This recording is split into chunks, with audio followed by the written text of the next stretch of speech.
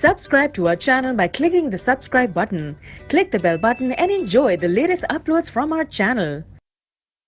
Of the wire using आपका use करना है फर्स्ट एक को रेजिस्टेंस निकालना है V और करंट ठीक है हम जानते हैं यार होता है।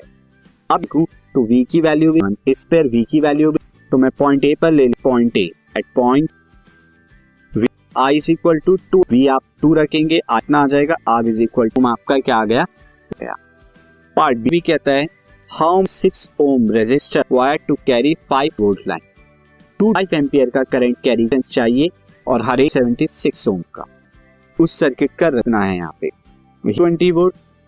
Since V is equal to तो यहाँ से 2 5 R 220 अपॉन राइट कराएंगे 5 4 यहाँ पर 5 4 20 आपको रेजिस्ट अब आपको कितने 176 now let top and resist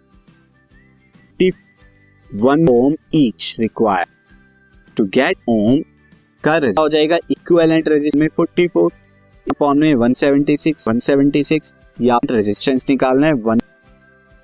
176 N तक एन आपने यहाँ वापस कैल्शियम लेंगे तो 1 + 1 अप टू एन 76 ओम आ जाए बाई 44 176 अपॉन टू एन 4 से यहाँ 4 से डिवाइड कराएंगे 4 4 16 एंड दैट कितना आ जाएगा 4 चाहिए टू कैरी वोल्ट की लाइन पे 5 एम। ये हमारा पार्ट बी हुआ है। पार्ट सी इज पर electric power relationship between power potential आपको बताना है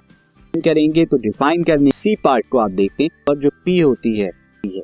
ये of consumption of electric energy circuit होती है वो इलेक्ट्रिक अपॉन में टी होती है। अगर मैं एच की वैल्यू को एच की वैल्यू यहाँ में स्क्वायर आर यहाँ अपॉन में टी है तो टी से क्या आ गई आई स्क्वायर और वी भी चाहिए आपको आई आर होता है और आर होता है